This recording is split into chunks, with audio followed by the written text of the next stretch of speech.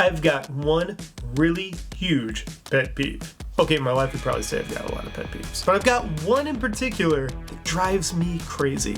In my career of working with media, I've had many times where I have been in a room with a salesperson or a client that just simply says, I'm not creative.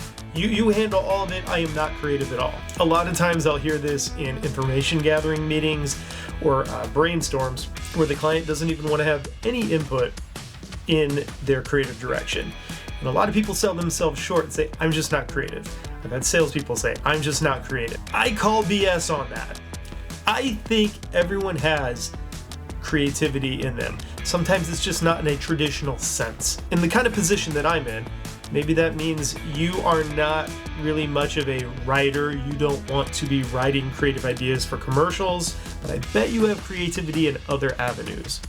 I've had so many clients and I've had so many former coworkers tell me that they just do not have a creative bone in their body.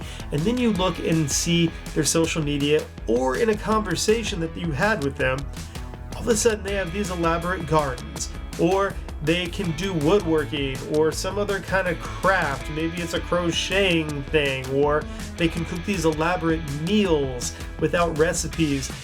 People are more creative than they give themselves credit for. And I think the thing we have to remember is creativity can show itself in so many different facets. It's not always just a traditional thing of, hey, I can draw really well, or hey, I can play guitar really well, or I'm going to write the next great American novel. Creativity is a mindset and it is a way of life. And I want to do a video on that later to explore how you just live a creative life, that it is in every aspect of how you live your life. But for right now, let's just make sure we can get rid of that stigma of I'm not a creative person.